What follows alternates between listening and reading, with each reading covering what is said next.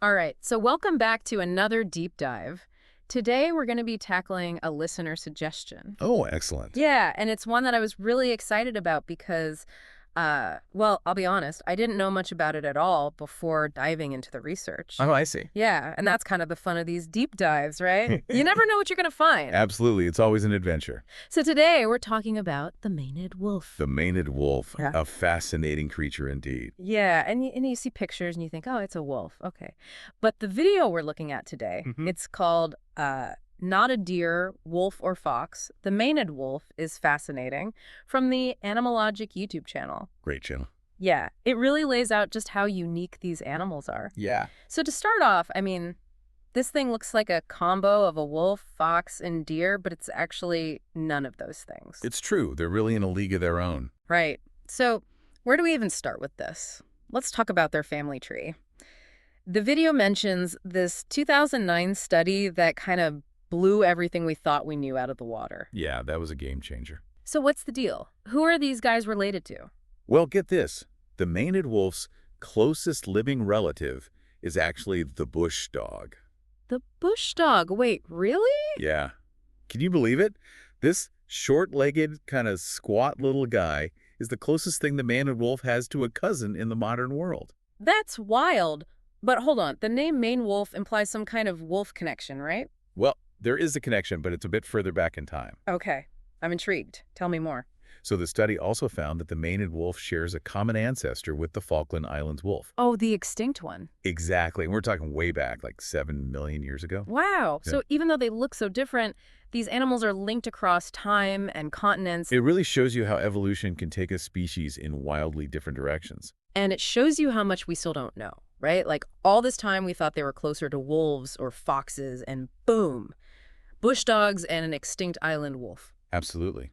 Science is constantly evolving. And with new technologies and discoveries, we're constantly refining our understanding of the natural world. Which makes it even more exciting, honestly. For sure, every new piece of information opens up even more questions. Speaking of questions, let's talk about those legs. Seriously, have you ever seen an animal with such long legs? It's like it's walking on stilts. They are striking, aren't they? And those legs are perfectly adapted to their environment. Oh, for sure. I mean, the video talks about how they live in these South American grasslands, right? Right, vast open areas with tall grasses. So those long legs let them see over the grass, just like how we evolved to stand upright. Exactly. It gives them a huge advantage when it comes to spotting prey and potential predators. So it's all about having a good vantage point. But is it as big as a gray wolf? Because in pictures, it kind of looks imposing. Well, they're actually taller than a gray wolf. Yeah. But they're much lighter, too. Oh, interesting. Yeah, the average maned wolf weighs around 23 kilograms, while a gray wolf can be double that size, often over 36 kilograms. Huh. So they're like the supermodel of the wolf world, all long limbs and lean muscle. That's a great way to put it. So we've got this tall, slender, wolf-like creature with incredibly long legs. You know what else surprised me? These guys are practically vegetarians. You're not alone in that surprise. It definitely goes against what most people think of when they hear the word wolf. Right. Like, where's the meat? But the video said something like 50 to 75% of their diet is vegetation. That's right. And there's this fruit they're particularly fond of, the wolf apple. Wolf apple. Is that, like, its real name? It is. It's a strange-looking thing, too. Kind of like a cross between a tomato and an eggplant with that deep red color. Oh, wow, that's interesting. And the Canid wolf just gobbles these things up. They love them. Huh. You know, the video mentions something about a connection between these wolf apples, maned wolves, and ants. Oh, yes. That's one of the most fascinating things about them. It sounds a little too crazy to be true, though, right? Like, what could ants possibly have to do with wolves and fruit? It's a perfect example of symbiosis in nature. So the Canid wolf eats the wolf apple, right? Yeah. Digests it. Uh-huh.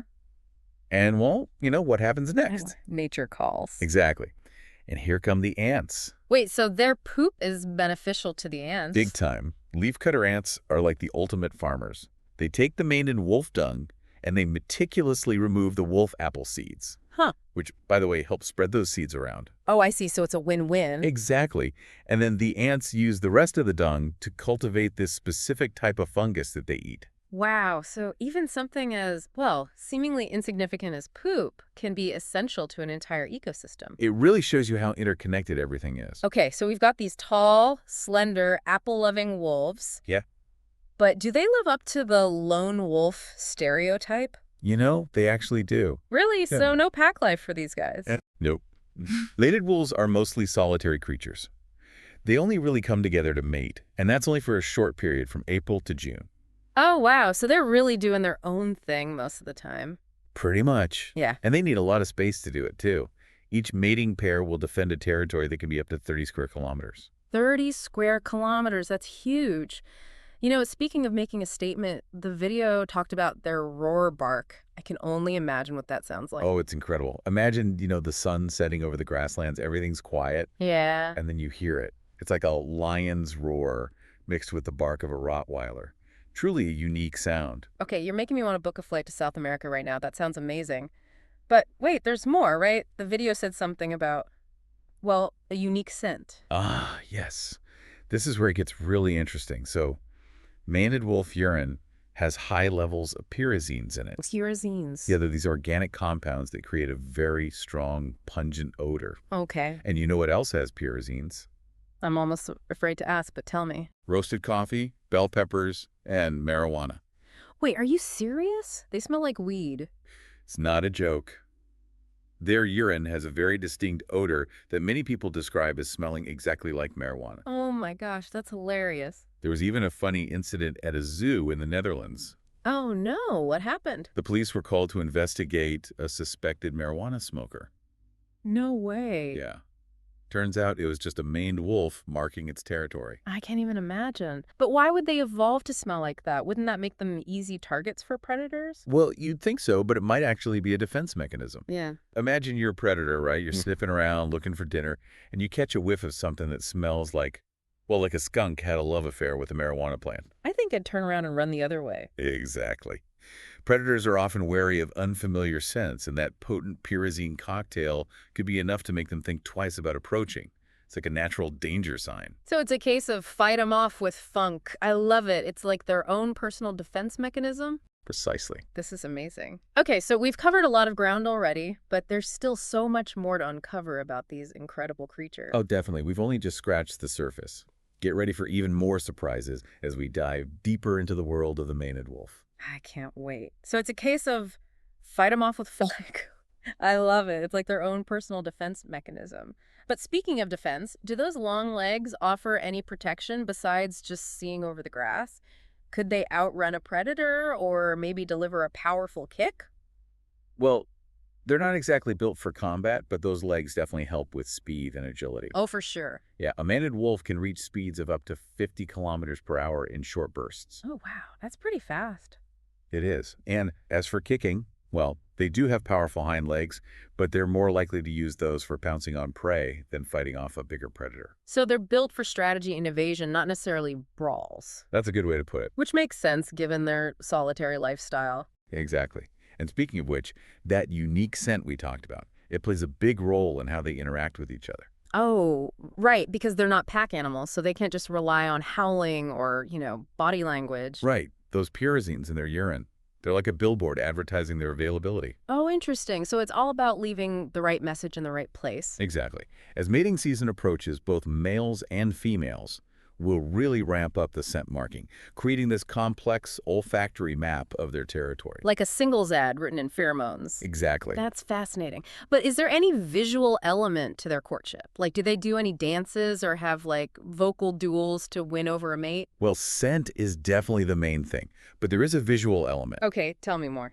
When a male and female meet during mating season, they'll often engage in this tail-wagging display. Oh, that's cute. It is. They'll circle each other, sniffing and assessing before deciding whether to, take things further. So a little tail-wagging diplomacy goes a long way in the maned wolf word. You got it. But once they've found their mate, do they stick together or is it a see ya later situation? They're actually surprisingly romantic. Oh, really? Yeah.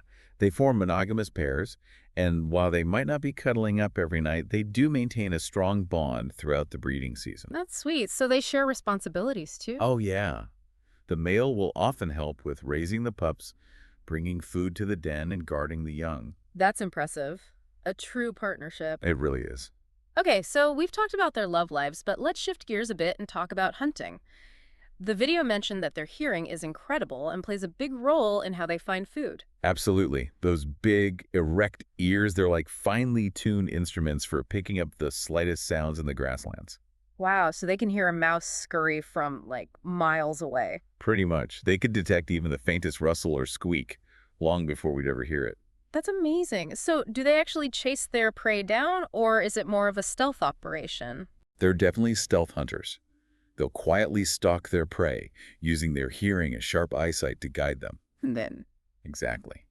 When the moment is right, they pounce, aiming for the neck or back with a quick, deadly bite. it's fascinating how they combine a feline hunting style with those classic canine features. They truly are a unique blend. Okay, I have to ask, what about their poop? We know it's a delicacy for the ants, but is there anything else unique about it? Does it smell like weed, too? Asking for a friend? Uh-huh. Good question. While their urine might have that distinctive marijuana scent, their droppings don't. Oh, okay. But they do play a crucial role in seed dispersal, especially for the wolf apple. Oh, right. The leafcutter ants. Exactly. They carefully remove the seeds from the dung, effectively planting them throughout their territory. It's like they have their own personal gardening crew. Okay, so we've talked about the adults pretty extensively, but what about the pups? Are they born with those long legs? You know, they're not. They actually start out with relatively short legs, just like regular wolf pups. Oh, wow. So they sprout up later. Exactly. Within a few weeks, those legs start to grow really fast, giving them that distinctive stilt-like appearance. So they're like little giraffes in the making. That's a great analogy. What about their coloring? Are they born with that reddish-brown coat? Nope. They actually start out with a dark, almost black coat. Oh, really? Why is that? It provides excellent camouflage in the dense undergrowth. Oh, that makes sense. And then as they mature, their coat gradually lightens to that reddish-brown we see in adults. It's like they're going through a goth phase before embracing their fiery side. Uh-huh. I love that. Do they inherit that potent marijuana scent right away, or is that something that develops later?